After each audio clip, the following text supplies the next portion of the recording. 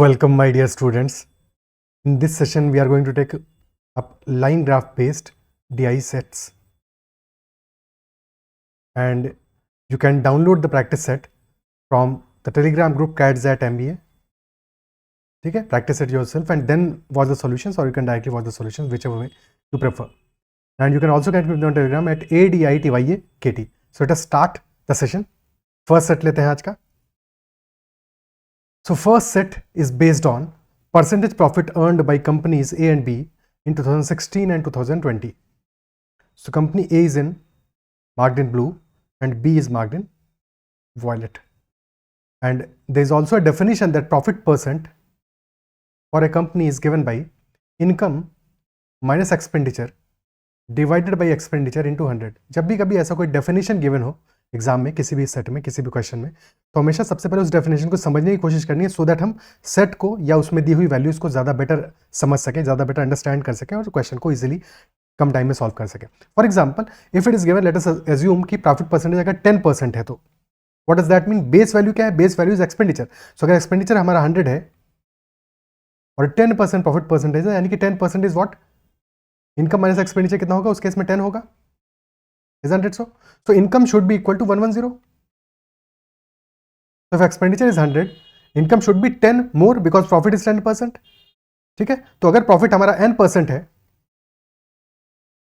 और एक्सपेंडिचर 100 है, 100% है, तो income will be 100 plus n%. क्या इतनी बात समझ में आती है? बेसिकली यही बात हमें समझना है. अब इसके बाद में इस सेट को सॉल्व करना स्टार्ट करते हैं. Okay. So question number 1 is saying if the expenditure of companies A and B in 2019 was equal. 2019 में कंपनी A और B का एक्सपेंडिचर इक्वल है. A हमारी है ब्लू में, this is A and this is B. दोनों के लिए एक्सपेंडिचर इक्वल है 2019 में. और परसेंटेज प्रॉफिट कितना है?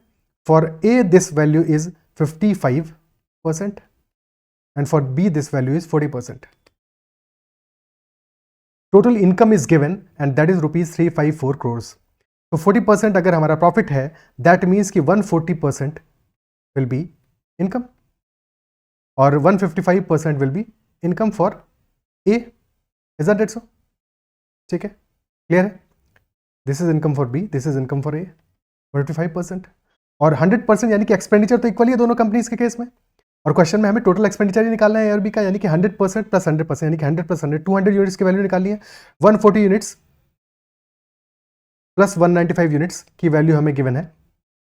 ठीक है, यानी कि income of A plus income of B that is 354 crores. 295 150 140 plus 155 यानी 295 यूनिट्स की वैल्यू गिवन है.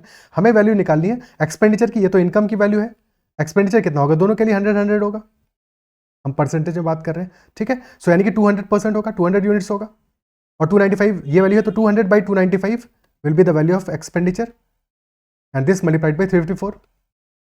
5 से काटेंगे, this will B 40, this will B 59 और 59 से 6 टाइम्स जाएगा, तो 40 into 6 answer will be 240 crores. Option D. Okay, 240 crores will be the answer for question 1. Question number 2. If the incomes of company B in 2016 and 2020 were equal and expenditure in 2016 was ₹240 crores, तो expenditure in 2020 क्या value होगा? 2016 for company B we are talking about, B यानी कि this is the company B. 2016 में this profit is 45% और 2020 में this is 60%. Okay, सो 45% है 2016 में और 60% है 2020 में. इनकम दोनों केसेस में इक्वल है. इनकम क्या होगा? 2016 में होगा 145% और 160% होगा ऑफ एक्सपेंडिचर इन 2020. तो 145% ऑफ एक्सपेंडिचर इन 2016 और 160% of expenditure in 2020. These two values are equal. These two values are equal. तो यहां से क्या हम एक्सपेंडिचर का रेशियो निकाल पाएंगे? ठीक है, 145 और 160. ठीक है, 145% और 160%, 5 से काटा तो ये वैल्यू आ जाएगा, this will B 29, this will B 32. तो 29 times expenditure 2016 is 32 times expenditure 2020. तो एक्सपेंडिचर का रेशियो ठीक ऑपोजिट आएगा. ठीक है, ये 2016 और 2020 का एक्सपेंडिचर का रेशियो आ जाएगा 32:29. क्लियर? ठीक, इसका इन्वर्स आएगा रेशियो, क्योंकि ये दोनों चीजें इक्वल है। क्लियर? और हमें वैल्यू क्या गिवन है? 2016 का वैल्यू गिवन है, दैट इज 240 CR, और हमें 2020 का वैल्यू निकालना है, तो दैट विल बी 29/32 इंटू 240। 16 से जाएगा 2 टाइम्स और ये 15 टाइम्स, 29 इंटू 15/2, तो 290 प्लस 145 यानी कि 435/2 which will be 217.50 crores। Option C. Question number 3, if the expenditure of company A in 2018 and 20 are same, expenditure same है इस बार कंपनी ए के लिए 2018 और 2020 के लिए। 2018 में दिस इज 40%, प्रॉफिट इज 40%, और 2020 में प्रॉफिट इज 35%, और एक्सपेंडिचर सेम है। ओके, तो रेशियो क्या होगा? Ratio of the income of company 2018 and 2020, very easy, easiest question of the set. 140% हो जाएगा इनकम और 135% हो जाएगा इनकम, और एक्सपेंडिचर सेम है तो रेशियो डायरेक्टली निकल आएगा। ठीक है, क्योंकि 140% ऑफ एक्सपेंडिचर ऑफ 2018 और 135% ऑफ एक्सपेंडिचर ऑफ 2020, यही तो रेशियो होगा इनका, और एक्सपेंडिचर जब सेम है तो 140:135 यानी कि 28:27 will be the answer. That is all about this question, option C. Question number 4, if the income of company B was rupees 446.4 crores in 2017, then what was its expenditure in that year? 2017 for company B, 2017 में this value is 55%, यानी कि income होगा 155% of expenditure. Okay, तो expenditure क्या आ जाएगा? 100% निकालना है, यानी कि 100/155 इंटू 446.4, 5 से दिस विल बी 20/31, 31 से कितनी बार जाएगा? 31 1 31, बचा 13, 136, तो 31 4 124, फिर बचा 12, पॉइंट लगाया 12.4, 124 यानी कि 4 टाइम्स जाएगा, 14.4 into 20, so this will be 288 crores। Option D. Is that clear? ठीक है, नेक्स्ट क्वेश्चन करते हैं। Next set, for next set profit is income minus expenditure and percentage profit is या फिर percentage loss depending upon. Profit तब होगा जबकि income is greater than expenditure, और लॉस तब होगा जबकि एक्सपेंडिचर हमारा ग्रेटर देन इनकम होगा।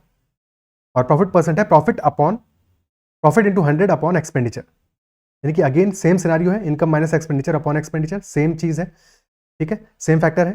तो अगर हमें वैल्यूज क्या गिवन है, इस बार हमको इनकम और एक्सपेंडिचर दोनों ही गिवन है of a company during 2015 to 2020, तो स्लाइटली ईजियर है। ठीक है, लास्ट सेट से, क्योंकि लास्ट सेट में हमें एक ही वैल्यू गिवन था 2 डिफरेंट कंपनीज के लिए, इस बार एक ही कंपनी के लिए दोनों वैल्यूज हमें गिवन है, और प्रॉफिट या फिर लॉस निकालना पड़ेगा, कैलकुलेट करना पड़ेगा। सो क्वेश्चन नंबर 1 है, what is the ratio of profit earned by the company in 2015 and 17 together to the loss incurred in 2016 and 19। 2015 में प्रॉफिट कितना हुआ है?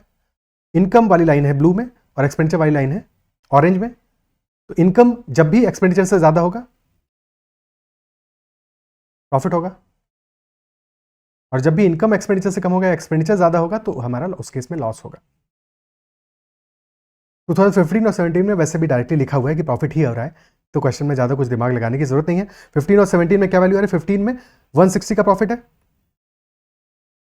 ओके, इनकम वाली लाइन अपर है, ऊपर है, और 17 में भी ऊपर है, और 17 में प्रॉफिट हो रहा है हमारा 55 का, तो कितना प्रॉफिट हो गया? 215। Is that so? ठीक है, 160 प्लस, सॉरी 120 वैल्यू आ रही है, 120 आ रही है।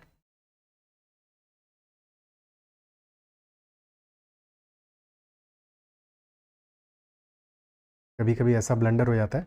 150 120 प्लस 55 175 हो गया, और loss incurred in 2016 and 19।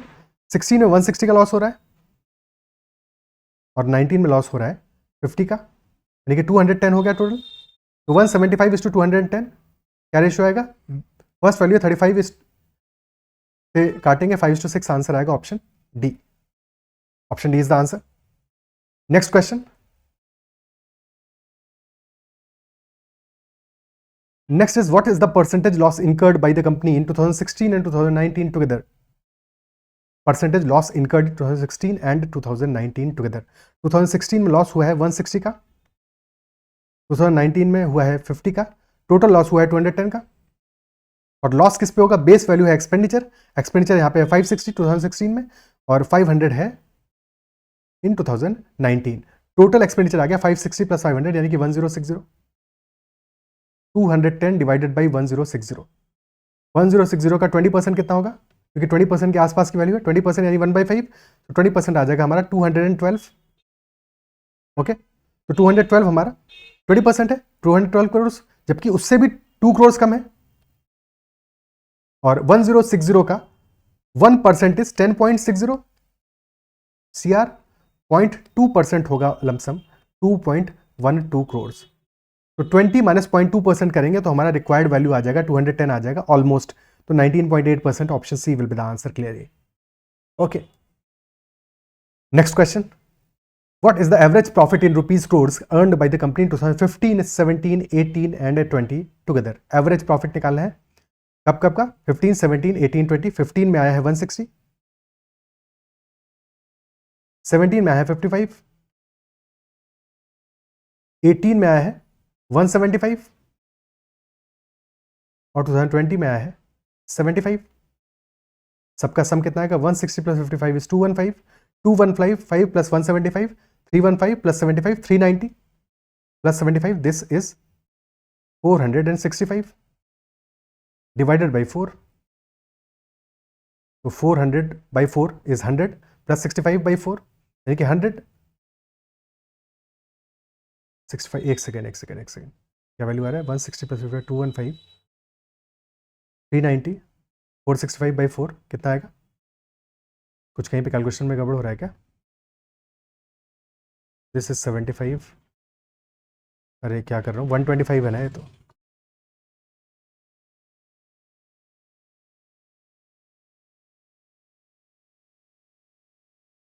This is 125 last में. स्टार्ट की वैल्यू 120 है. क्या बार बार मैं ये गड़बड़ कर रहा हूँ, समझ में नहीं आ रहा ये गलती क्यों हो रही है. ठीक है, तो 120 प्लस 150, 120 प्लस 55 175 प्लस 175 350 475